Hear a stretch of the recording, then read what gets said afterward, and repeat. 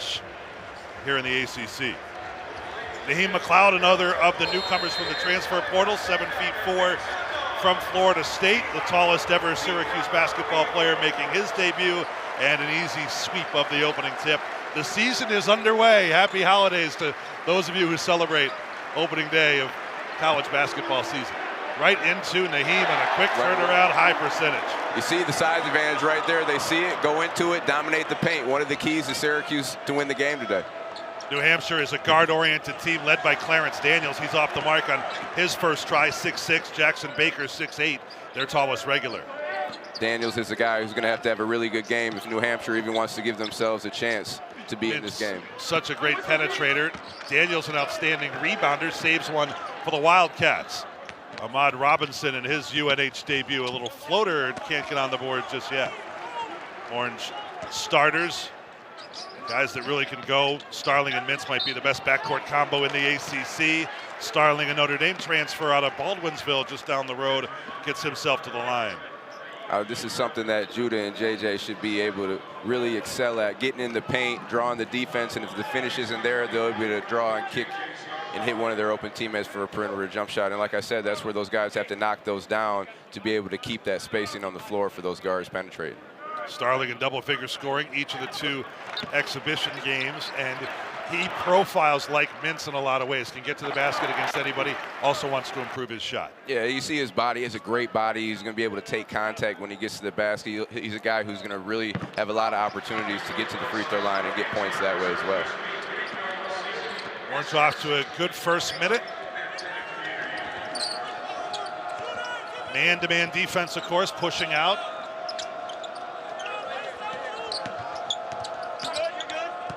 Robinson just 5'10", and his pass picked off by Bell. Here's the push. And 2 for Bell. Will be keeping an eye on scoring early in the shot clock. Is a priority for both teams. And you know what, Matt? That's what Chris Bell has to do to be able to even get more consistent minutes. Yeah, we know he can shoot the ball, but you're 6'7", you're long, you're wiry. You can get steals and deflections. Bell gets the better of that collision after the long rebound.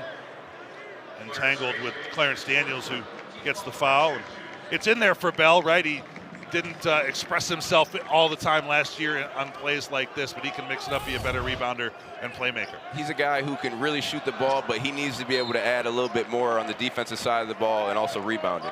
Hard to overthrow Naheem McLeod, but Justin Taylor has managed to do that, and it is a turnover, a minute and a half gone.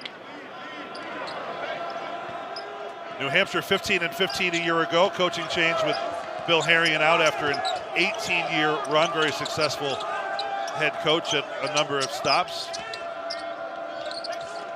And you know what? That's an interesting matchup right there with McLeod guarding Daniels. You know, Daniels is, can take Naheem out on the perimeter and work him right there. But Naheem has to move his feet, be active, use his length and size. Clarence Daniels, first team All-American East last year, figures to be prominent again this year. And Chris Bell off to a hot start. He's got 5 of the Orange's 9. On the sideline, and an unforced error for UNH in front of Adrian Autry's bench. All those other staff mates retained from Coach Boeheim's tenure. Jerry McNamara and Alan Griffin bumped up. Brendan Strawn is new to the program. High dribble for Starling. Bell, the hot hand. Got away with it for 3. McLeod to clean up. Tied up by a smaller player in Baker, and a foul called on New Hampshire's 6'8" grad student from Phoenix. Now, Matt, we know Syracuse has the size advantage. They're going to dominate in the paint. For guys like Naheem McLeod going forward, when you get the ball that close to the rim, just go right up. You don't got to dribble the ball and give it a chance for the guards to come back in and slap it out. Go right up. You're 7'4", you're the biggest guy every time on the floor. So go up and finish it. Question here as to whether it's a shooting foul, and apparently not for that reason. Eric, as you're saying, he didn't go right back to it, so the Orange have a baseline out of bounds.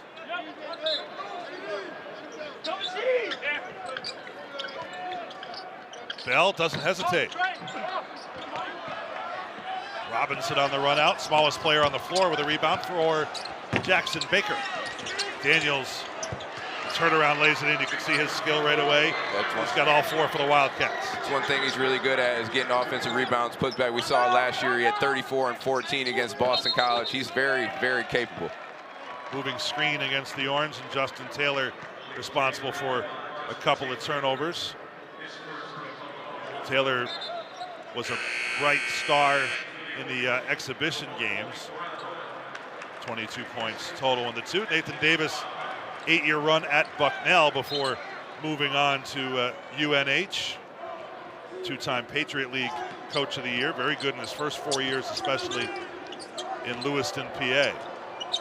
This is Coach's first year at New Hampshire, but he's played in plenty of these games against big competition. It's nothing new for him. Daniels clearly the focal point, wanted to foul. Malik Brown just into the game for the Orange. Strong defense there, and Starling off the pull-up can't connect.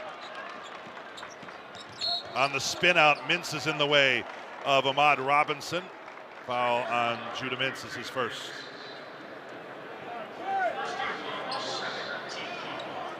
Played an eventful 3 minutes here. Keep an eye on Adrian Autry, and he's been a head coach in other scenarios, summer tours and that type of thing, but this is different. This is different. I mean, this is Syracuse basketball. Obviously taking over from Coach Boeheim, after 47 years, it's going to be, obviously some ups and downs, but I think like we talked about with Coach, he's going to have these guys buying. Yeah, okay. Mintz on the breakaway and stuff. And that's what he's capable of doing, getting steals, getting in the lane. That man-to-man defense is going to see a lot of those deflections and a lot of fast break buckets. Daniels will be a high usage player for UNH for good reason. Unable to connect from long range here. Last year shot 40% from 3-point range. Foul on the entry here. Ahmad Robinson picks up his first. Now, Matt, we talked about in that last exhibition game, Judah going to the line almost 20 times. Going into ACC play, he's probably not going to go to the line 20 times, but he has to be careful with the flopping. Yeah, that'll get around. Work with the same officials. Got a couple regular ACC officials here. Foul line jumper, good for Mintz, shrugging off the defender. 4 early points for Mintz in his sophomore campaign. And on the floor, steals it away. Starling starts the break. Right to the cup. Off the rim, and Taylor rings the bell. You already see the man-to-man pressure resulting in turnovers and easy buckets on the other end. Robinson in among the trees, kick out for Woodyard. Too strong. Brown, a good rebounder in his area. Orange looking to put the hammer down early in this game, see if Justin Taylor can get it heated up. I really like Taylor. He's strong, big, can shoot the ball, get to the rim, rebound, and defend. It's as fast a start as you'd want. Less than 5 minutes in. The Cuse up 13. Long range for Naeem Miller. Offensive rebound, Baker for a new chance. This team will take a lot of threes. All of these players are perimeter capable. Robinson looking for the better set. Turns down the ball screen, and Chris Bell blocks it on the take into the basket. Well, the Orange are getting anything they want here early, creating it in the transition game, defense to offense, and 2 for year 2. It's very cool of Adrian Autry to let us into the locker room pregame on this historic night. Push the ball, that message got through. Push the ball, play defensive rebound. It doesn't get as simpler than that. Those are the things that they have to do, and I like what he said. Let's worry about us. If we can buy in, execute to what we need to do, then we have to live with the results. Late shot clock, baseline out of bounds here for UNH. Off a block shot from Chris Bell. They've got Christian Moore, backup point guard in the game for the first time, and maybe an ill-advised pass going to Daniels, but a little late for him to do anything with it. Yeah, Christian Moore, he's a guy who's going to come in, look to score, and look to make plays for his teammates. But they have to get Daniels going if they want to have any type of chance to get back in this game. 8-0 run for the Orange. Quadir Copeland in the game for the first time as a wingman on the left. And Mintz clothesline by Moore. Just forces so much from the defense. That's among the ways he draws so many fouls. You know what? He just puts so much pressure on you going downhill. He's able to be creative with his finishes, his body maneuvers. He has such good body control at the rim. That's what makes him one of the best guards in the country. Starling can handle it as well. Trying to get Bell going. Moore the rebound.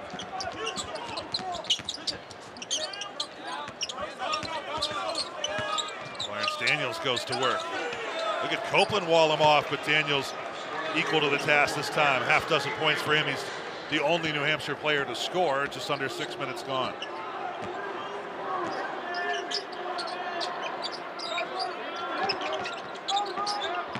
Copeland, very impressive preseason for him, and right to the rim with the left. I tell you what, Matt, he just looks like he's having fun. Every time I watch him out on this court, he's just having a good time. You love to see that with players. Moore may have rushed that against Mintz. Starling takes it down with the pedal down. Stripped, and should be a shooting foul, unless Jones says let's take it underneath. So non-shooting foul in this case.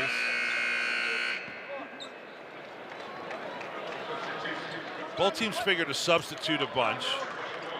New Hampshire will, Coach Davis told us, I'll have 10 guys in at the 14-minute mark. Not quite, but not far off. Behind the back, or not behind the back, but a backdoor cut, and Copeland has it knocked out of bounds. And the way these two teams play, Matt, they're getting up and down, they're playing fast. They're going to have a lot of bodies coming off the bench. Starling, a creator. Kyle Cuff gets his first action. Mintz on the pull-up, and it's spit out. Rebound to Paul Gakmar. Interesting story, well-traveled from Perth, Australia to the University of New Hampshire. Quick touch for Rex Sunderland. Davide Poser with the quick touch as well. Italian national, shot clock at 7. Moore, shut off by Starling, nearly a turnover, now it is. 2-on-1. Copeland with the two-hand stuff. Timeout taken by New Hampshire's Nathan Davis. The Orange putting the pressure on from the jump. This is Syracuse basketball, getting up and down. Now Quadir Copeland among those that's a creator, this time off the deflection by Mintz. Getting out and moving. And this style of play, a lot of fun for these guys. Copeland so skilled in a number of different ways, calls his own number in this game. Yeah, like we said, he's just out there having fun. He's a super talented kid. He's 6'7", can handle the ball, has great vision. Obviously, he has to improve his consistency on his jump shot, but he's a guy who can make plays like that. And when we're making plays like that, getting up and down, you see 11 fast break points, 0 for New Hampshire. That's Syracuse basketball, getting out in transition, getting easy buckets, getting open threes. If we can do that, the times that we're able to, go against defense in the half court and make it a little bit easier going forward in the game. Quadir Copeland, a year ago, saw action in 20 of the 32 games, averaging only about 9 minutes per. When he's in there, he shows the ability to stuff the stat sheet, but did not really have the staying power a year ago to earn considerable playing time, and he has seen an avenue here to where he can really contribute. He's also versatile defensively. He can guard multiple positions, and you see him guarding the 4-man right now. Well, he's as tall as anybody that UNH is going to feature tonight. Yeah. Moore to Poser. Again, the shot clock dwindling for Rex Sunderland. Gakmar, 2 on the timer. Poked away, he's in trouble. Gakmar misses badly. You see the activity, the hands, they're active, they're running, they're getting out. Kyle Cuff off the Copeland feed. Another newcomer transferred from Kansas. He's a Kyle Lowry looking guy. Nice, big, strong body, athletic. He's going to get up and play pressure man. He's going to push the ball. He's going to look to make plays. Nearly a steal. Mintz gambled. Moore to make him pay. Can't convert. The thing is, whoever gets the rebound can start the break. Anybody on the floor. Starling, look away pass to Copeland. And he may have stepped on the baseline. He got pushed by Davide Poser.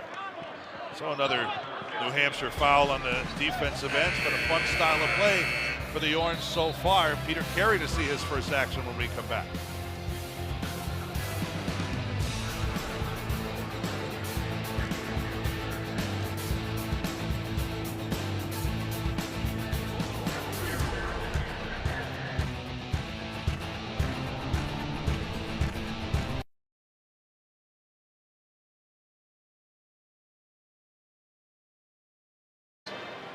A tale of two first-year coaches here, different backgrounds. Adrian Autry, a longtime assistant to his college coach and taking over at a major program. Both about the same age. Nathan Davis has been around the block 8 years at Bucknell. He doesn't seem too stressed out about anything that's going on here. This is old hat for him, just a new location. Yeah, it was a good meeting with him at shoot-around earlier this morning. And he's such a low-key guy, and he knew coming in here it was going to be a challenge. He knew that, you know, they had the size advantage. Syracuse had the size advantage, and it was going to be tough rebounding and keeping these guards in front. But like you said, this isn't his first rodeo. He's going to have these guys coming in here and playing hard, and, you know, that's all you can ask, and we'll see what happens from there. So they had a couple nice exhibitions against Siena and Monmouth. Feeling pretty good about where they are. Foul at the other end.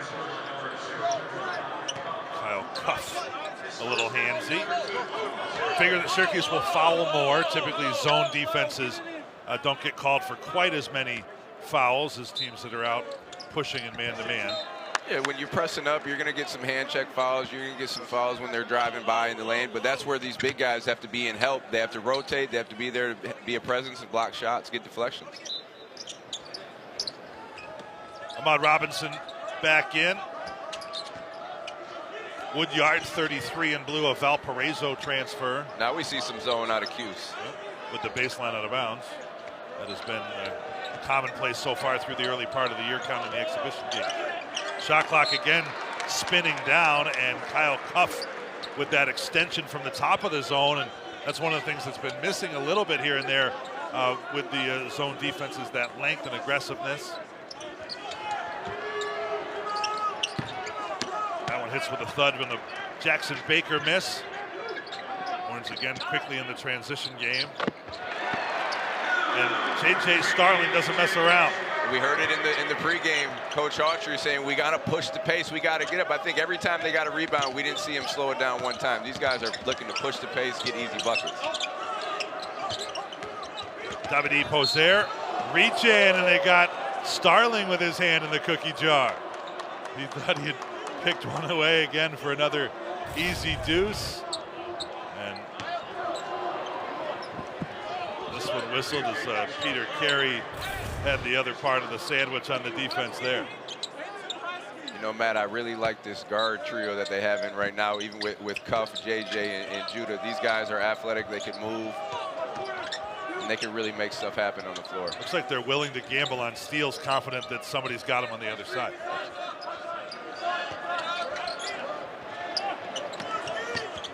Three on the timer here. Woodyard, nope. And it's still just Clarence Daniels that scored for New Hampshire. We're nearly a quarter of the way through the game. I think going in with New Hampshire knew it was going to be a challenge. They were going to struggle, but Peter Carey off the pretty feed from J.J. Starling. Matt, early in the exhibition, we saw J.J. versus Damon handle the ball exclusively in that game, and he looked like he was solid at the point guard position. There he is making another play. Robinson got in too deep. The Orange looking to push again. Mintz and Starling interchangeable in some respects. Mintz hell-bent this time to get a shot up. He'll have to earn it at the line.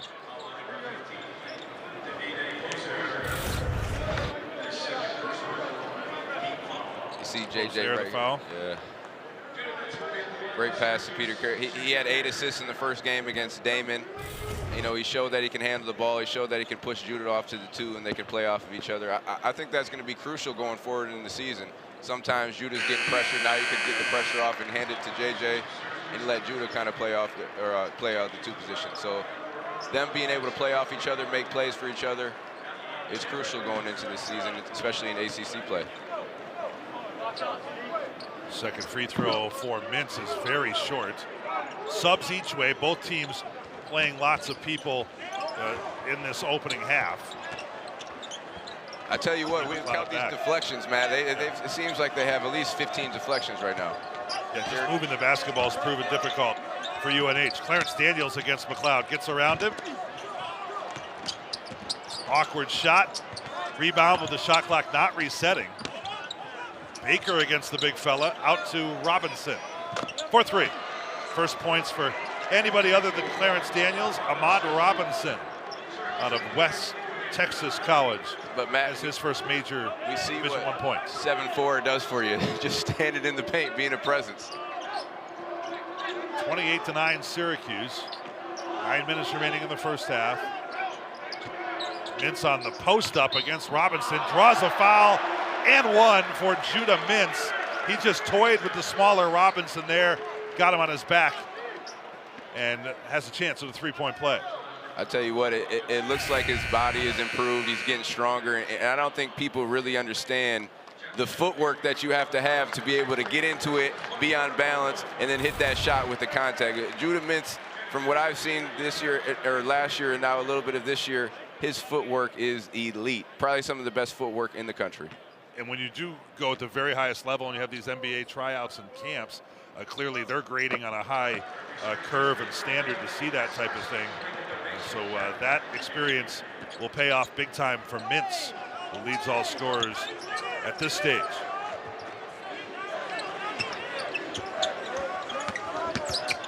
Daniels again, turned away again. And the Orange start the break 3-on-2. It's Cuff. Stripped going up. He'll head to the line with a foul on UNH. You know, Matt, we talk about successful Syracuse teams, and you go back to the teams that were really good in transition. You know, going back to the national championship year with GMAC and Mello, then even going into the years with Johnny Flynn and Paul Harris. Those are the teams that really had success, that could get out and push the ball and then have the athletes to be able to play on the other end as well. This team right here looks like, you know, they have the athletes, they have the depth, they have the athleticism to really improve as the season goes on and then be able to create turnovers and get easy buckets in transition. Small sample size, of course. We've only just begun, but it's fun to see the ability to pass and get out and move. And whoever winds up with the ball in the transition game on the defensive end can make a play.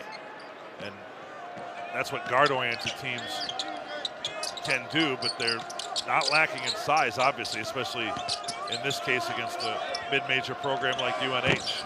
Naeem Miller goes begging, and Taylor nearly threw it away. It's Dior Davis. And they're going to take a look at the shot clock. Confusion as to whether that was reset properly. And just another thing for the viewers, if you see it, now you see the hesitation from the shooters of New Hampshire. And that's just the presence of these guys running out, getting hands up. Now they're hesitating instead of going right into the jump shot, which changes the whole flow of their offense.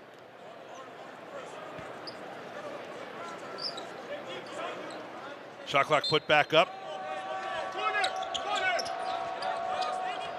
And into the backcourt for Dior Davis. Backdoor cut. Daniels has some skill on the left-hander. Finishes again. 8 points of the 11 for UNH go to Clarence Daniels. Averaged a double-double last year. Early shot there for Cuff, doesn't fall. UNH again in the lane, this time Dior Davis. His first points as a Wildcat. Transfer from Ellsworth Community College. Doing a good job pushing the pace. We talked to Coach Davis earlier. He said they want to push the pace. Now they got to get in the paint, get some touches, and then be able to finish or kick it out for open shots. Threw that pass a little too far, trying to go into McLeod. Wishful thinking. UNH able to recover and start the break with Davis. Cuffed down to the seat of his pants to get it. McLeod couldn't squeeze the rock. Tough to throw a pass from the top of the key. You got to get an angle on that. Hampshire again late in the shot clock and an extra step for Naeem Miller. For the turnover. So New Hampshire starting to get a little success of late, but it has been Syracuse early in the shot clock doing the damage so far.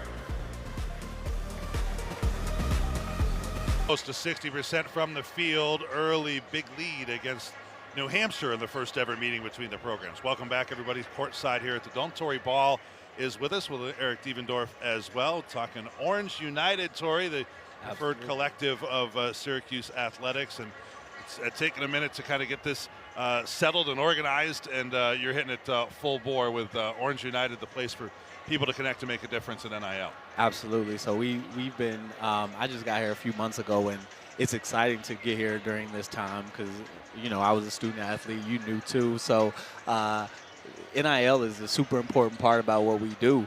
And coming in, being the NIL guy per se, it's exciting to help our student athletes out, and it's all about competitive excellence. Yeah. It's all about competitive excellence. Eric, you know from your time what just a little more might have made a difference, right, for guys, and obviously it's been a major game changer across the college sports landscape right now. Yeah, absolutely. I wish I had NIL back then. But what's one thing you really want the student athletes to benefit from this NIL collective here at Syracuse? You know, I went to school here. I got 2 degrees here, and my big thing is I want them to come out of this with a business mindset. This thing is a business. No matter what you do it, you're an entrepreneur. You get to understand and learn from some of the greatest people, some of the greatest business minds here in Syracuse. So I want them to understand it's more than just getting a couple of dollars. It's really understanding how to be an entrepreneur and how to be a business within yourself. J.J. Starling, in this case, with 2 more as we visit with former Syracuse defensive lineman, now Deputy AD Tori Ball. The idea of Orange United is twofold, not only to make an impact for the players, as you talk about, build their own brand, come out of here with the idea that they are a businessman, right? And woman too, as well, to find a way to go out and make an impact regardless of what it is they do after sports. Absolutely. So with Orange United, who just came on as our preferred collective, it's all teachable moments, and our student athletes are coming out and they're being able to be entrepreneurs in the greatest sense. But there's also an element of support that our community can bring to us. Orange United has a crowdsourcing method, so fans can help and you know, even if it's as simple as $10 a month. So that's where we think we'll see success with this community. That $10 can go a little farther right now. At the moment, there is a matching program that is being run through the middle of next month, so through December 11th. So the idea is people subscribe, so their $10, $20, $50 a month can be doubled here by some other generous participants. Absolutely. We have some anonymous generous donors that came in and said, hey, if we can get this thing off the ground and we can get, you know, the community to buy in, we'll match dollar for dollar after any subscriber that we get. So that's exciting for us, and we think, you know, this 500,000 campaign in 50 days can turn into $1 million. We are very hopeful. Orange United / memberships. And you can go there and you can earmark your money to the cause that suits you best. And I think one of the things that the fans probably want to hear about, Tori, from your perspective, is it doesn't have to be the hugest, you know, mountains of money here that you get the most attention that you read about and see about, because if you build a wide base with your donations to a collective, then you can make an impact long run. Absolutely. So I'm gonna be honest. I'm not giving $100,000, but I can give $25 a month to help support our student athletes. And you know, over a year, that turns $200-300. It might seem small to some, but you know, we get 10,000 Syracuse basketball strong. Giving $25 a month, that turns into $3 million really, really quickly, which is something that, you know, every school in the ACC is vying for, right? We're vying for the same players. We're vying for, you know, the same attention. And if we can be successful in NIL from a competitive standpoint, we'll be really good. You can say what you want about it, as Sunderland has the pick and the breakaway. Chris Bell whiffs on his attempt to block it. But what this has done, among the outcomes of NIL being introduced into college sports, is that fans now, donors, alumni, they are empowered to make a difference in the competitive nature of your team, and that's not all they get out of it. Yeah, so from a as a subscriber, you get meet and greets with the team, you get exclusive content. Being a member, it's not just about you giving money. It's what the university, what our athletes will give back, and that's content, exclusive meet and greets and meet and greets with the coaches and the players. All right, Torrey, thanks for your time. Best of luck with it, okay? Thank you. I appreciate you guys. Man. That doing is a great job. Torrey Ball, former Orangeman and Orange United head here, among others, Deputy AD. If you'd like to donate to Orange United, you can see it right there, orangeunited.com/memberships for more and to make a difference here. Certainly, Eric, we talk day in and day out about the changes that the transfer portal and name, image, and likeness have made to college sports. It's entirely different. You're not that old, man, but things have really changed. You would have been an incredible NIL spokesperson and all of the things you do now in our community. I know you would have been doing as a student athlete if it was permitted back then. And you know what, Matt? I love doing this, but I don't know if I'd have been doing it. I might have been a couple million strong at the NIL, but like you said, it's totally different. Just the competition, the whole landscape of college basketball has changed. Football, all sports, just because of the NIL. You see smaller schools, they could get one big booster, and now, they get a couple big players. Now they're competing. So I know they still have to figure some stuff out. I guess I've heard things. It's still kind of like the wild, wild west out there, but I think these schools are going to navigate and figure out what works best for them, and everybody's going to be better for it. Hand check there. Mintz has been drawing fouls of every stripe so far in this game. Rex Sunderland, the latest guilty party for the Wildcats. It's the Orange by 14 with 4 to go in the first.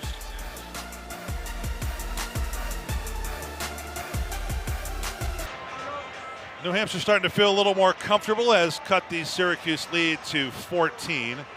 Orange coming off of a disappointing season, break even in conference last year, stunning last-second loss to Wake Forest, the harshness of it all that wound up being Coach Boeheim's last game, and really big wins are what have been absent in the last year or so, and something they can set out to change this year. Yeah, I think last year it was a young team. Guys were still trying to figure out where they fit in, figure out what their role is. Now they have a year under their belt. They're a little bit more clear on what they have to do offensively and defensively. I think, with Red, he just brings in a little bit more, he relates to the guys a little bit more. Guys are willing to buy in a little bit more. Not saying they didn't do that with Coach Boeheim, but I just think Red does a really great job of getting guys to play and buy in. And, last year finishing was a big key. I think we were in the games a lot, but we just, down the stretch, a couple knucklehead plays, turnovers, decision-making. And again, that's, being a freshman. So this year, being a sophomore, having a year under your belt, going into those same games, those same situations, now you know what to do. It is a sophomore-oriented team. 4 of the starting 5 sophomores. Kyle Cuff off the pass to midcourt, called for the personal foul. Orange so intent on this defensive end to try to get something going to spark early and easy offense. That's how they got off to a great start in the first 10 minutes and change. Matt, going forward in the season, obviously it's early against New Hampshire, but one thing that is really going to hinder the Orange is turning the basketball over. We have to be able to take care of the basketball from the guard position, to the forward position, catching the ball, being strong with the ball, going up. That's one thing that I could see, turning the basketball over, especially being not a heavy veteran team, but, taking care of the ball is super important for this team going forward. Syracuse had its share of empty trips lately. The Orange are going on more than 3 minutes without scoring as Clarence Daniels, the left-hander, bangs down 2 free throws. What a star he could be in the America East this year. He's the only player in college basketball last year to average a double-double, which is impressive enough. But to do that while making better than a third of his threes, he knocked down 40% from three-point range.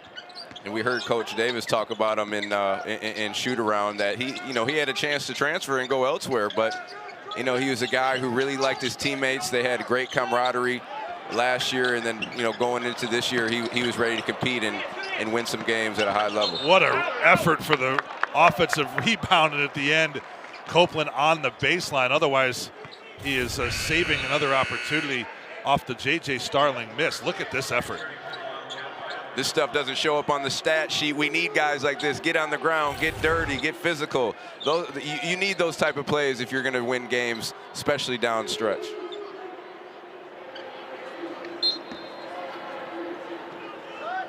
Seeing pickup in the backcourt for the first time.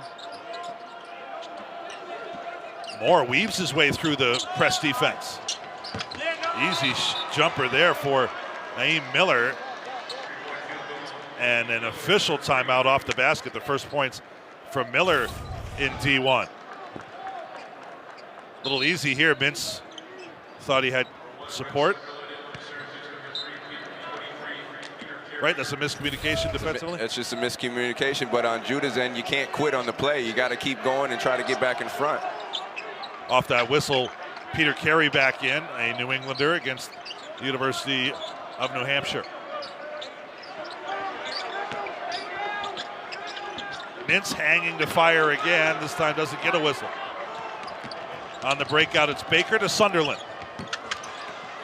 Can tell UNH is a little more comfortable here.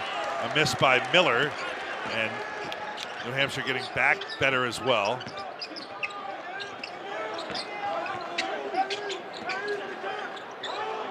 Mintz, it was a three-point attempt. Line drive doesn't go.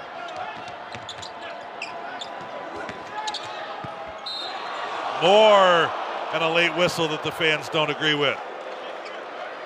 And Red Autry going quickly to the bench as Mintz picks up his third personal. Team foul 8. So Autry went right to Kyle Cuff to pop off the bench to replace Mintz. Now the thing with Judah is, in the half court, we know he can get to his spot, but he has to try to find the shots where they're not difficult every single time. You know, going into the second half, after you taking 3, 4, 5 of those difficult shots, you're tired coming down now. You got to be able to get out in transition, get those easy buckets, and then drive and kick and make it easy as possible on yourself. So with Mintz out, Copeland some of the ball handling duties out there with Cuff and Starling. Starling a three. Little short. Oh, Cuff should have gotten it down, and eventually does. Showing that athleticism. Second jump, right? Kind of hanging in the air and going back up. Moore finding it tough going here tonight. Cuff the rebound. I like Cuff. I like his energy. I like his physicality. He's not afraid to attack. Copeland on second effort. Just keeping things alive. This is where the long arms and legs that the Orange are featuring virtually with every player out there, making it very disruptive. And here's my thing, Matt. When Syracuse isn't able to get out in transition, when they have to play in the half court, can they get those looks where they're easy and open and not a contested to the basket finish every single time? Well, to your point with Judah Mintz, maybe you can find something else. Syracuse is going to have to figure that out in half court. You can't go into ACC play having those type of shots every single time at the rim and expect to win games. You have to have some easy buckets at the rim. You have to have some driving kicks, and then obviously you have to be able to get out in transition. Daniels clearly the focal point. Uses a screener here. Pick and pop. He's got it. Is he any good? There he is. 34 and 18 against Boston College last season. He's more than capable. He's going to make some money playing basketball. I don't know if it's in the NBA, but he'll play somewhere and make a lot of money. 5 outside the three-point arc for the Orange right now. Starling draws contact. And 2 at the line for JJ. A foul on Christian Moore. You know, we've been talking about Judah a lot, and we mentioned JJ obviously, but I think he's just a key player going forward in the season for Syracuse. He's a guy who can take a lot of pressure off of JJ, and you see his body. He has the NBA body. He's ready to go in that lane and take that contact, and I think with an improved jump shot, you know, being able to score on all 3 levels, You know, he's a guy that can really turn some heads in the ACC. I know he wasn't on any all-conference teams, but he's a guy who has all-conference talent. Certainly one of the top freshmen in the league last year, playing on an otherwise veteran Notre Dame team. Makes both.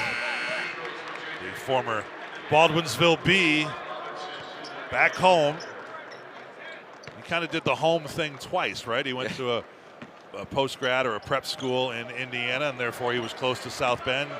Gave a year to Mike Bray, and now a true homecoming for Starling. Pretty cool to have your family be here and watch every game. Shot clock off. New Hampshire going for the last one. And Daniels a screen. Back to him, left of the lane. Good move by Daniels in the final seconds of the half. Clarence Daniels, a stud for the University of New Hampshire, keeping them in contact at UNH throughout the season. All he did last year was lead them in scoring, rebounding, blocks, and steals. He is as good as there is, certainly in the America East and a lot of the mid-major leagues. Here's a little foot fake, and he fires from the free throw line off the mark in the first possession of the second half.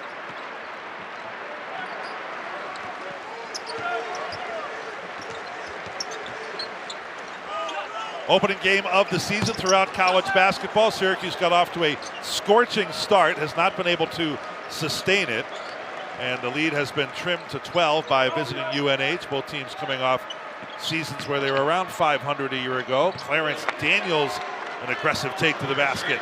He's got 17. And you see that's the advantage he's going to have with Naheem, bringing him out on the perimeter and just driving right by. He does a good job of using his body to help protecting the ball in the finish. Judah Mintz picked up by the taller Baker on the switch. Knew that was short all along, and Baker recovers for the rebound. Here's my thing with Judah. You can get yours whenever. These early minutes in the first and second half, let's see if we can get our teammates going. Well, Daniels is going.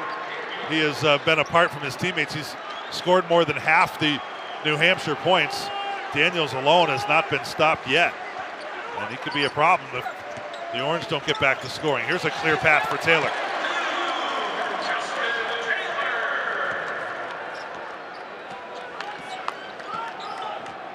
Adrian Autry, it's all about, when you talk about coaching and you move from the associate head coach to the head coach position, it's not just suggestions anymore, it's decisions. That means halftime adjustments and coaching them all the way through 40 minutes.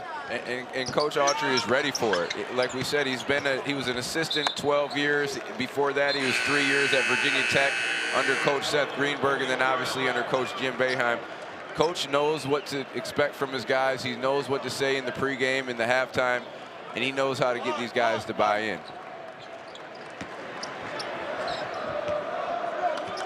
Called the play for the next possession there. Quick gesture to Judah Mintz. New Hampshire goes to work again with Clarence Daniels. Get out of the way, and Daniels a early wedgie. I'm telling you, the way the basketballs are made, there are more wedgies now than ever before. Right? You love those Nike basketballs. They're beautiful. They have a very soft cover, easy to to dribble, easy to handle. I'm not a fan of the wedge, though. No, who is?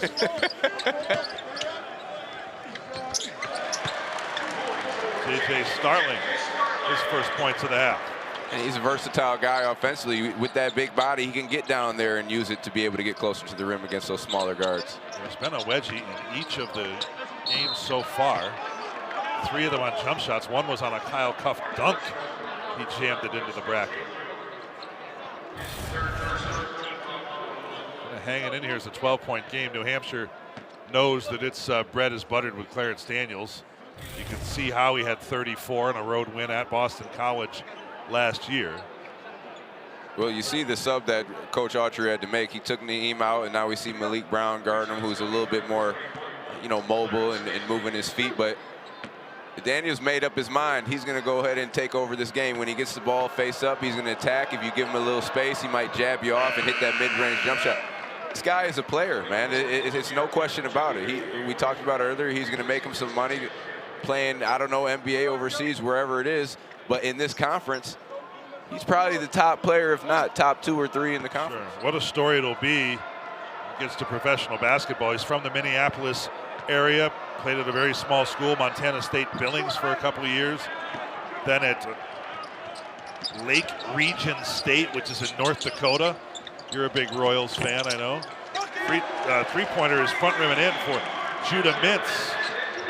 And we heard Coach First Davis. of the game for him. Coach Davis at shoot-around told that, Daniels is the type of guy who's up 5, 6 in the morning, getting shots up before everyone else. And it's showing. Good take there by Ahmad Robinson. Loving to play here on the big stage, a Newark, New Jersey area player. Getting to the dome and playing above his size. What a treat it must be for a guy like Nathan Davis to take over a program, able to retain the best player, and see the example that he sets. Said he was up doing yoga, Daniels, this morning at 7:30. It makes it a lot easier when your best player is setting the tone for everybody else to buy into what coach is trying to teach. Syracuse has not put away New Hampshire yet. New Hampshire, a program that is yet to make its first NCAA tournament appearance. In the late years under Bill Harrion, kind of capped out at 15 wins. They've done that 3 of the last 4 years.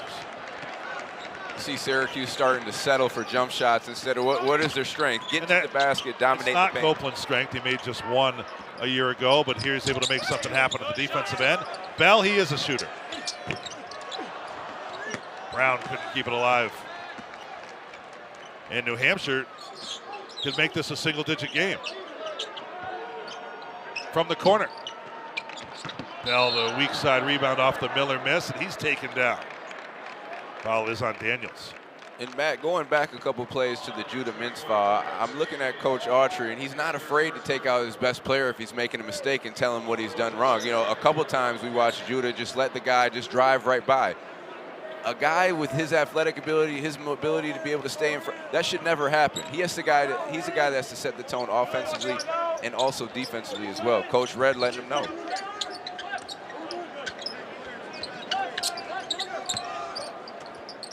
Starling steps into one.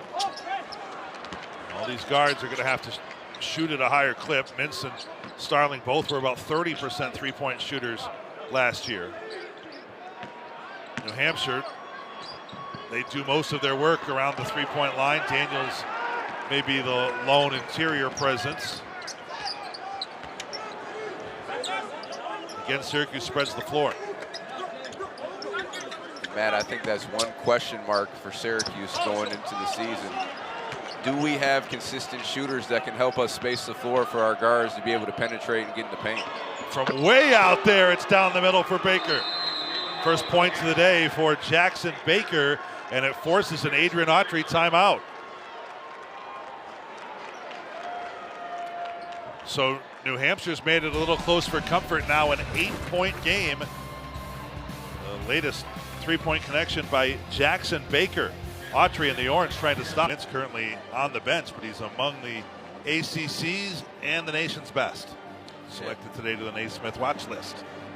I mean, he's a guy that had a great freshman year, probably one of the best freshmen in the country last year. Entering the draft just to get some feedback, came back, knows what he has to work on. But like we said, he has to be a problem on both ends of the floor. I think offensively, obviously we know what he can do, but defensively, he's a guy, if he's active, he can stay in front and really cause havoc for that opposing point guard.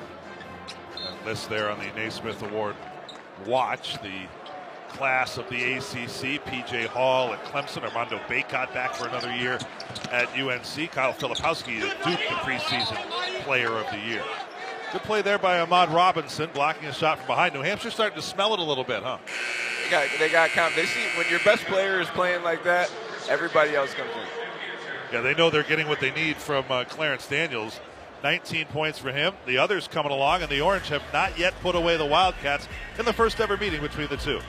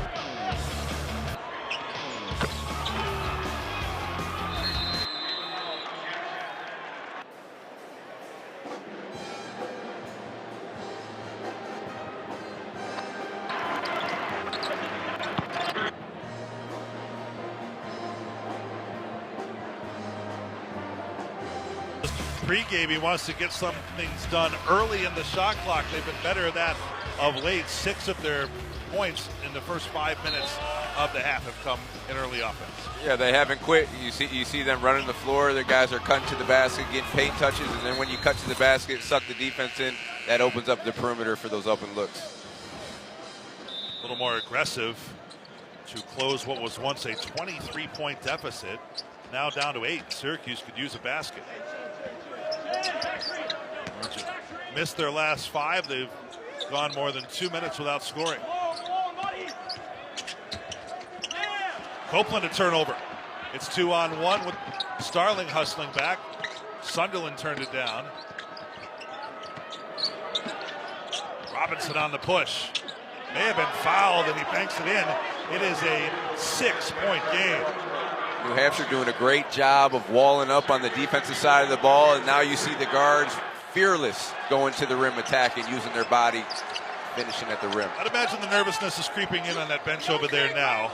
They have a big lead, and they're not exactly chiseling the plaque just yet for Adrian Autry's first career head coaching victory. Big trip here to cut the deficit in half. Baker runs the rim, and Copeland recovers the rebound. You know what, Matt? I think these are the situations we want to see these guys in and see how they're going to react, see what players are going to step up, see what lineups work. Syracuse. Kyle Cuff stops the bleeding a little bit. Dior Davis nearly a turnover. Sometimes New Hampshire looks like they play maybe a little fast. They've got 3 at the scorers table right now. Robinson in amongst the taller players, coughs it up. Copeland starts the break, 3-on-2. And Copeland out of control. It's a block though. Foul against UNH. Did he give it up here? Matt, that's one of those plays where you have to make a decision by the free throw line. Either you're going or you're making the drop off. You get too deep like that, then you get in a situation that happens. And your teammates need to know where you're going, right?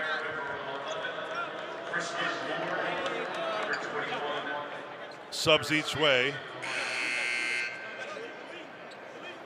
And I think too, for both teams, New Hampshire and Syracuse, when you have young guys, decision making is a thing that comes with experience, especially for a guy like a Quadir, freshman year, showing some promise, now coming into his second year. We want to see that jump in the decision-making category. Here's Quadir Copeland at the line. Fascinating to see what kind of role Copeland has. Keep in mind, Benny Williams, unavailable at the moment, suspended for a violation of team rules going into the second of 2 exhibition games, and it's thought to be a short-term thing, but he's not back just yet. Orange have scored the last 5 to swell the lead back to 11. Sunderland, a nice action there, but Taylor sticks with him. Big shot for Moore. Starling up in the air for the rebound. It's out of bounds for the Wildcats. And I do have to say this, Matt. Kudos to Coach Davis, because he has his guys composed, and even when they miss some shots or turnover, they go right back into their stuff and execute so they can get a good shot. Both coaches, I think, are aware of the volume of possessions that they're going to get. So sometimes any individual one isn't going to be your best, but if you keep at it, you want to win in the volume game. And you want to make most of every single possession that you get. You want to be as efficient as you can. Curry takes a stumble, body's hitting the floor. Daniels goes down, and a block is called. He is active in that middle. So Peter Carey couldn't stay in front here. They got their feet tied up, and this year in college basketball, almost all of these fouls are going to be against defensive players for that work around the restricted area. Clarence Daniels to the line on the Carey foul. And Daniels just doing what he does in every single game. It doesn't matter if it's Syracuse or if you're playing in conference against Binghamton. He's getting his lunch pail, he's going out there and he's going to work. He's doing what he does. He's getting to the free throw line. He's being active around the rim. He's facing up, giving himself a chance to hit the mid-range or drive all the way.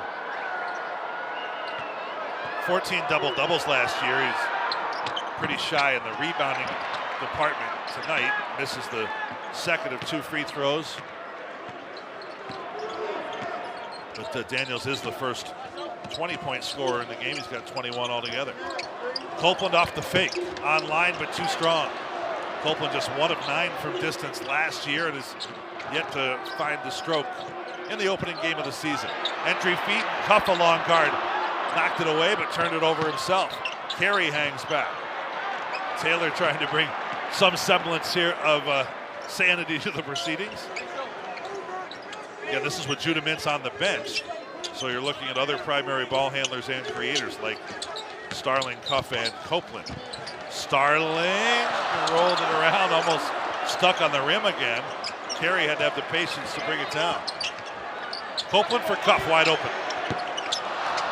Orange have missed their share. One to settle them.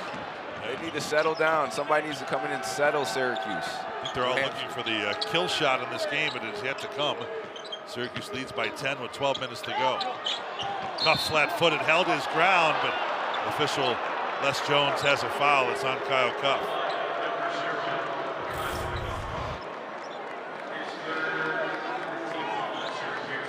Yeah, you see him right here. You know, the guards are just forcing the issue. They're getting downhill. They're making you get into their body.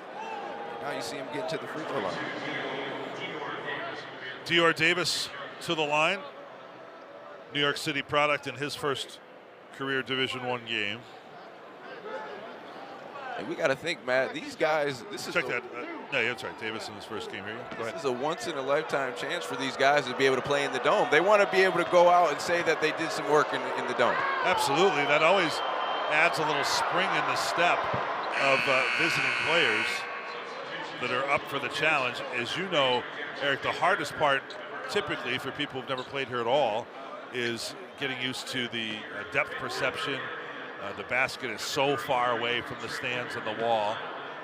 But once they've got that dialed in, they look to step up big on one of the largest stages in the game. Davis makes both and checks out. See if New Hampshire looks to pick up the defensive pressure here.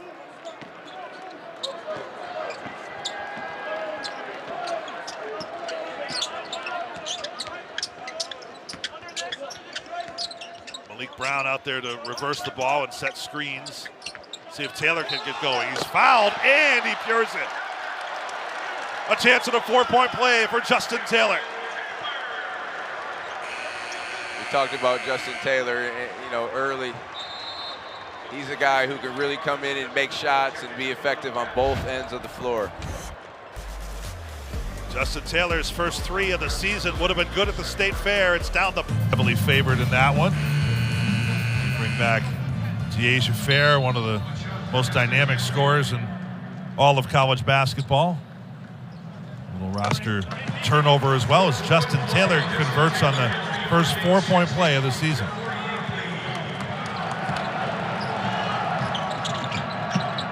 Oh, off the fake handoff, the wheel to the basket, and Robinson could not finish.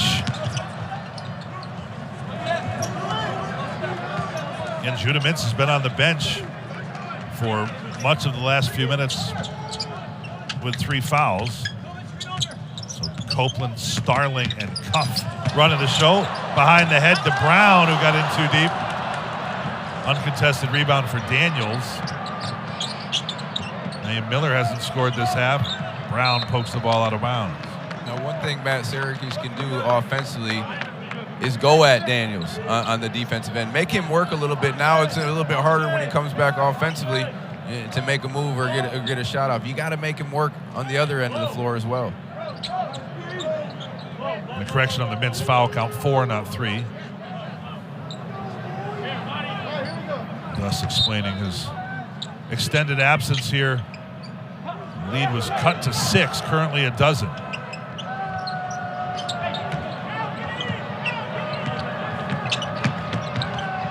Daniels again finding his way to the basket. Copeland boards the miss for the Orange. Another late decision by Copeland. That's just what we mentioned. Creates a turnover and a foul at the other end. Foul is on J.J. Starling. Second foul on Starling. That's twice now where Copeland has maybe gotten in over his head without a plan in mind. Just going, just dribbling with no purpose. Just getting in there, getting too deep, and then turning around where you don't have anything, and you just throw an unnecessary pass. Naeem Miller, transfer from Edinburgh in Pennsylvania, gets his first point of the half. Began his college career at Mount St. Mary's. A couple of seasons at the Mount. And both are good at the line. He's been quiet. He's a guy that can really fill it up out there on the perimeter.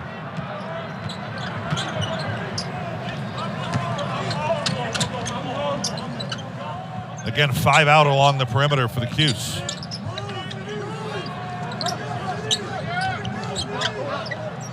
Brown trying to get to work in the paint. Starling on the step back. Line drive, and Copeland had a defender on his back. Foul on the rebounding effort goes against UNH. And Matt, I'm just looking at Syracuse right now. I just think they're playing too side to side instead of getting downhill with it. Fourth on Daniels. That's a big development as he's got to exit at 10:23 remaining. Whatever hope of a comeback or really tightening this game up for New Hampshire, you figure rests on the shoulders of Daniels. And what did we just say the possession before? Daniels needs to be attacked on the defensive end, and there you go. Now he's out of the game.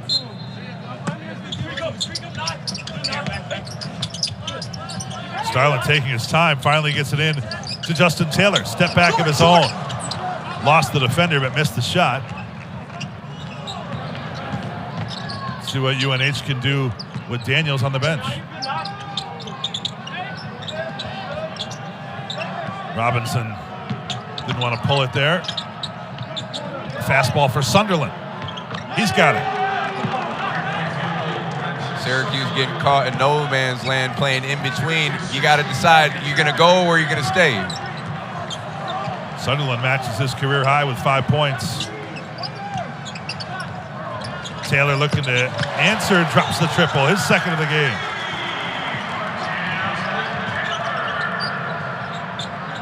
Baker thought about, again, a deep heat check. He is hit from well above the top of the key.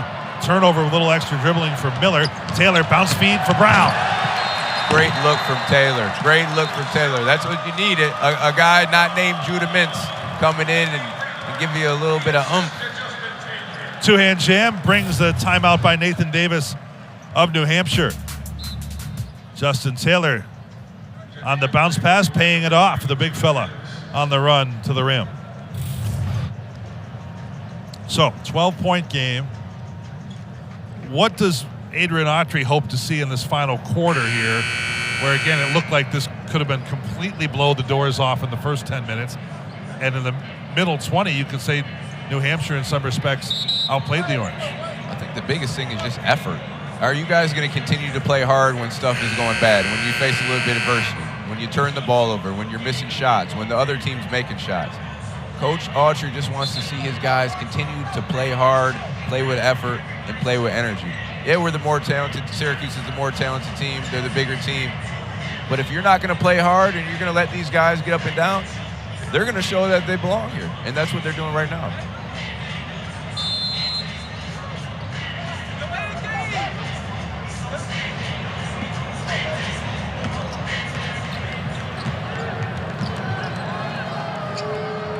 Back to action in a 12-point game. Spinning move there by Trey Woodyard, and he rings the bell for the first time in the game. That was a tough, decisive move right to the rim. Spin, finish with the left. Judah Mintz back with that timeout. This is how teams are going to play Syracuse when they know they're not hitting the open jump shots. They're going to play boxes and elbows and make these guys drive into another defensive player. And then Syracuse is going to have to be able to knock down open shots to get them out of that defense. Jackson Baker the foul. So Malik Brown trying to create something inside. What an interesting chess piece he is. Last season worked his way into a part-time starting role, made 7 starts. He averaged 20 minutes a game. And the Orange's most gifted rebounders. And as a freshman, made an impact. Somewhat of a surprise, too, I think, for everyone, for him to come in and do what he did as a freshman.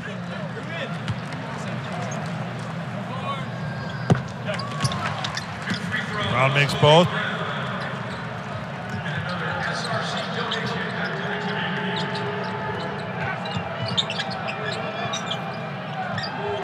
See who New Hampshire can count on with Daniels on the bench. And I think this is it's good for Coach Davis in New Hampshire to see what they could do without their best player on the court, because this is a situation that obviously they don't want to be in, but going forward, it might be there. Short-lived. He was sent to the scorer's table. Mintz, top of the key three. He knew it was off all the way. Pursued the rebound late. Brown nearly a steal. You could tell that UNH doesn't feel like they've got great places to turn absent Daniels. Long jumper there, pure from the corner for Naeem Miller. His second 3 of the game. Matt, I have to say, Judah Mintz at least 4 or 5 times have just let his offensive player drive right by him and create a shot or an opportunity at the rim. He's much better than that defensively. Penetrating kick. Now he's looking to post up Robinson into a double team. He does draw the foul here. Second defender coming over. 2 at the line for Mintz when we return here. Judah Mintz just back in the game, playing with foul trouble in his own right. Looking to see if the Orange can put away UNH.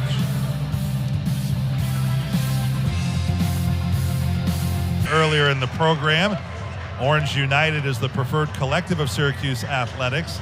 Most importantly right now and most urgently, there is a matching campaign going on through December 11th. So check it out at orangeunited.com. You want your dollars to directly impact student athletes and the strength and quality and depth of the teams. orangeunited.com is the place for you. Judah Mintz had been on the bench and on ice for a minute. He goes to the line. Excellent free throw shooter. Cooled off a little bit at the end of last year to about 75%. He gets to the line a lot. That's one of the easy ways to score. Eric, he makes it awfully hard on himself. Yeah, I mean, you know, Judah is an outstanding player, but he needs to make the game easier. Just let it come to him. You see as he gets to the lane, it's a lot of contested and hard finishes at the rim. He's a guy who could get in there and make it easy on himself, use his speed, get into that mid-range pull-up, or just go in there and draw a couple and then kick it. Make it easier for you and your teammates. He'll draw a lot of attention from every defensive scheme the Orange faced this year. Shot clock at 5 as UNH spreads it out. Got to hurry with Robinson. Long rebound run down by Chris Bell. Now here's a chance for Syracuse really to execute in the half court. Mintz calls a play and then scraps it looks like. Taylor down the alley, draws the contact. That gets him to the line. It may have fouled out Daniels. It is, so Daniels is out. That is a huge blow to the Wildcats. Huge. And you know what? A great job from Judah Mintz noticing that Taylor had Daniels guard him, and then, you know, Daniels got caught topside on Taylor. He had the angle to the rim, and a great job of attacking. So in the final 7 minutes, New Hampshire's best player and one of the best in the America East is watching like the rest of us. So Syracuse at the moment leads by 10. We'll see where this one winds up.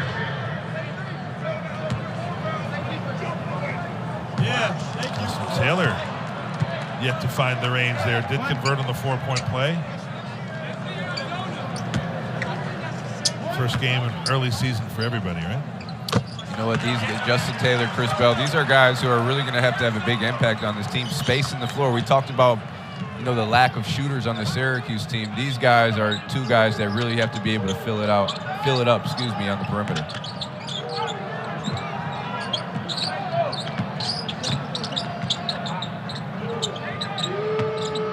The zone here is forcing New Hampshire to spread it out. Running at him is Malik Brown, and it's another chance at a 4-point play, this time for the Wildcats. My goodness. pretty good defensive stand apart from this as Brown is out of control in the closeout. Well, you see what happened is Bell didn't bump quick enough, and then Brown was under the rim, and he had the long closeout, which he tried to make up for. And you got to communicate in the zone. That was Bell's bump. He should have just been on that and kept Brown down. Naeem Miller cannot convert the 4-point play. Do you still see it in your sleep, the rotations, and you're thinking about that, right? It's like nothing. I know it like the back of my hand. Mintz too strong from the dotted line, but Brown sticks with it and scores.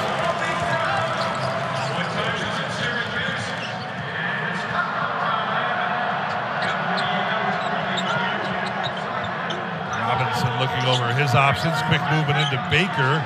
It's been pretty quiet in this game outside of the one very deep three he hit early this half.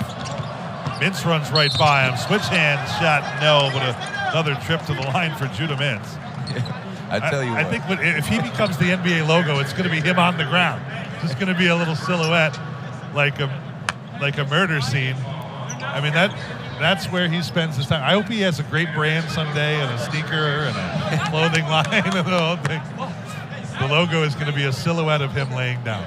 Yeah, you know what? And I don't think people understand how difficult that was to even get that shot off, going off the same foot with the left hand.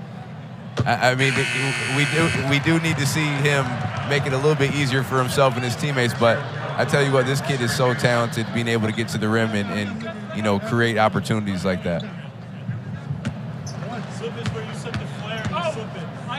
Figures to lead the conference in fouls drawn this year. I put him up there with Tyus Battle as another player that was just incredible at putting pressure on the defense that way, getting to the rim and to the line. Definitely in that category, no question. Johnny Flynn was another guy that comes to mind, just explosive, being able to get to the rim. Timeout taken by Nathan Davis while New Hampshire gets itself organized.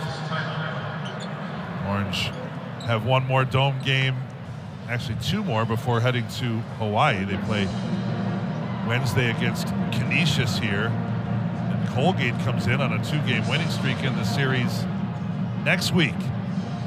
The dome schedule replete with bangers again. LSU is in the first ever ACC SEC challenge. And then it's a gauntlet in the ACC, starting with the conference opener in Pittsburgh. It's not going to get any easier from here. Are they taking us to Maui, or what's going on with that? Are we going? The petition is in. We'll put our seat on the plane. I'm ready right now. 2 of them for us, all right? One of us is going, and it's not the person seated to the right. Yeah. That's all right. We'll be thinking about you. Yeah, exactly. I'll get one of those little umbrellas for you to bring back. 12-point Syracuse lead, led by more than 20 in the first half. On the push to the basket, Woodyard and a foul, maybe an offensive foul. Let's see, Les Jones says don't score the goal. And he's got Kyle Cuff with the foul. Cuff's fourth. I mean, that's just a blow by. That's just a rip blow by. Cuff, he was late on the help coming across. When you see that rip right away, Kyle, he has to go ahead and meet him outside of the paint and get that charge. He was late, and then that's the and one. So Woodyard able to get it done. Jumper here from the corner and another whistle. This one comes at 5:43 remaining. A foul on Ahmad Robinson. He keeps the pressure on. That's one thing I will say about it. He keeps the pressure going downhill to the rim, and that's hard to guard all game long.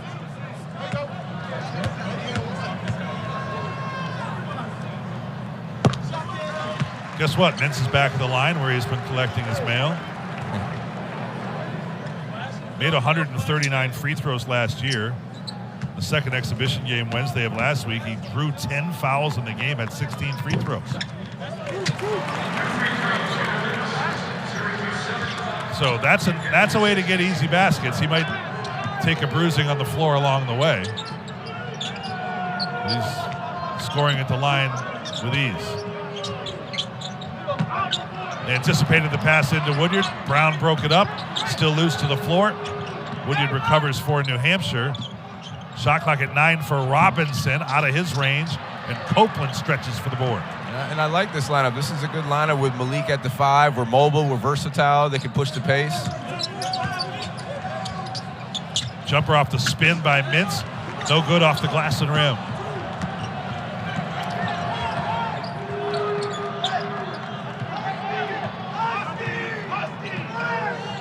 Play called from the New Hampshire bench.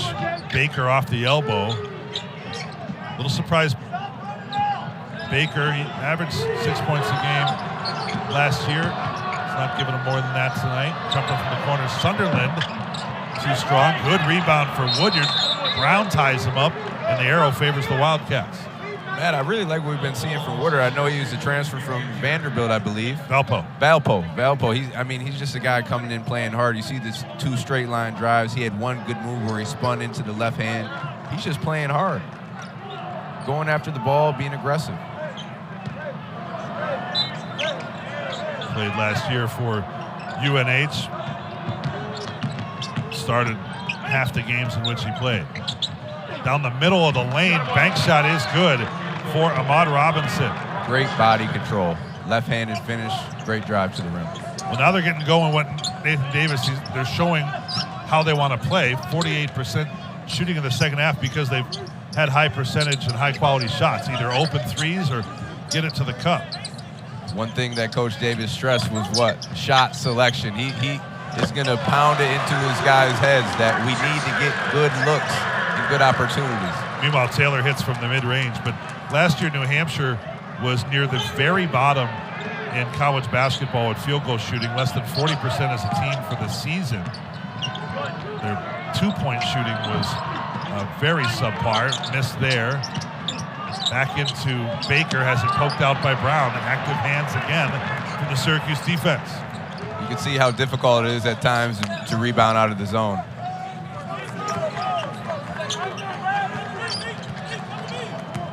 Mintz picked up on the switch, instead plays it back above the perimeter. And a foul on Brown, screening for Taylor. Brown picks up his third. The Orange got a little bogged down there. There's the smirk of a head coach who's going to work the officials now from a different position. Orange by 11. And has his first win as a head coach at this school. For Adrian Autry, it would be his first ever. Nathan Davis won nearly 130 games at Bucknell. Justin Taylor has come alive in the second half for the Orange. Yeah, I think he's a guy who can really earn some big-time minutes. You know, Chris Bell is a starter, but I think Justin Taylor just being a big physical presence on both ends of the floor. You see him knocking down some jumpers, and also he can put the ball down on the ground as well. And I think really where he can help out is defensively and rebounding the basketball too. At 6'6", Taylor tends to elevate higher than the block. Jackson Baker, a decent shooter at 6'8" for UNH, down to Woodyard again. And Clarence Davis has fouled out for the Wildcats. They've played about 4 minutes without him now. Robinson, the drop-off for Baker. That's that weak side on the zone. You got to be able to come over and help and close that cutter. Interesting, they're staying with the zone down the stretch.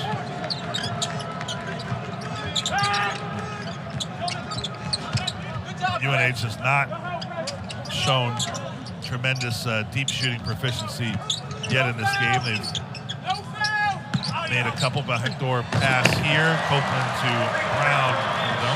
Great extra.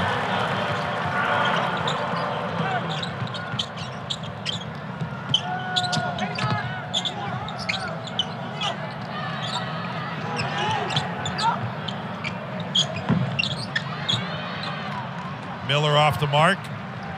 Seems like kind of a last-ditch effort there for New Hampshire, and the Orange look to put it away here as we approach the 2-minute remaining mark.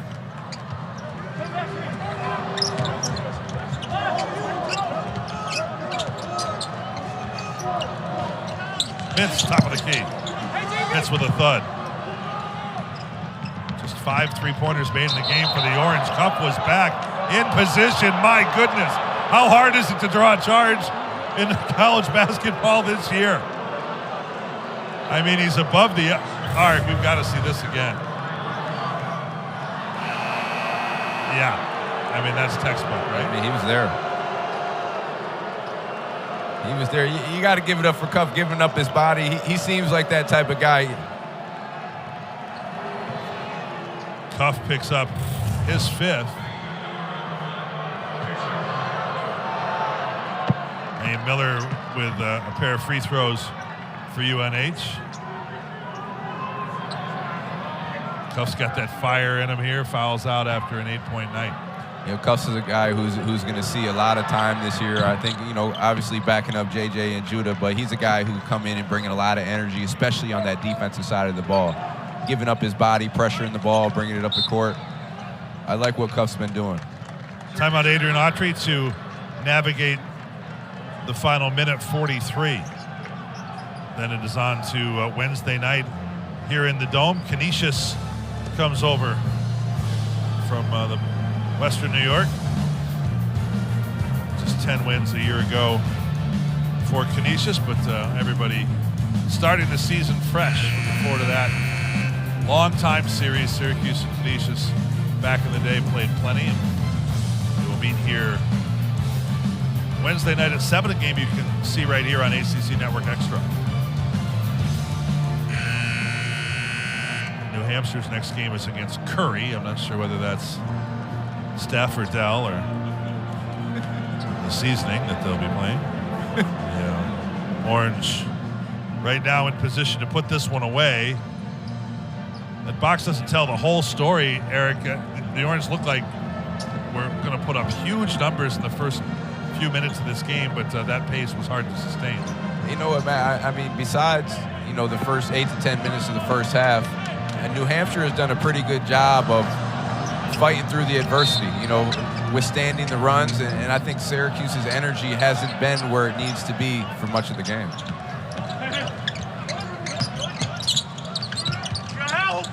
Play called out of the timeout was for Judah Mintz all the way to the basket. Great move, noticing no help side on that, spun right off. Mintz gets to 20 points. Last year did that 9 times in a freshman season. Kicks this one out of bounds. I tell you what, Matt, just from being a player and having that experience, it's funny when you score a basket and then you come down on the defensive side of the ball, you have a little bit more energy. It's just how it is, you know. Human nature. Human nature, feeling a little bit better about yourself. I don't think Mintz lacks for confidence in any facet of his life and game. Not at all. Robinson to Woodard. Do they press for threes here? Robinson, floater is good. Regardless of the result, I'm impressed with Coach Davis in New Hampshire of how they've, you know, continued to play hard, continued to play through the adversity. And they've been right there throughout the whole game besides those first few minutes.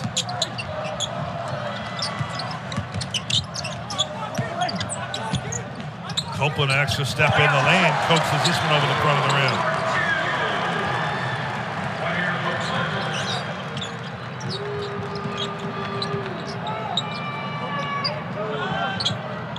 Points for Copeland, matches his career high.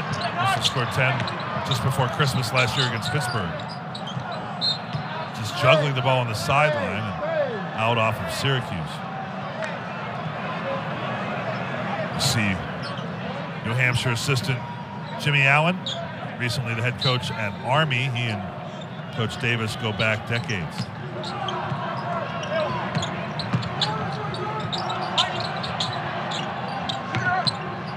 Robinson left alone. Left it short. Set it up for Moore. Also short. Big collision there with no whistle. Final 10 seconds. Knuckle floater doesn't go, and that will do it. New Hampshire puts in the lightest of scares in the second half, and congratulations to Adrian Autry. Bleeds orange, and now has his first win as Syracuse head coach.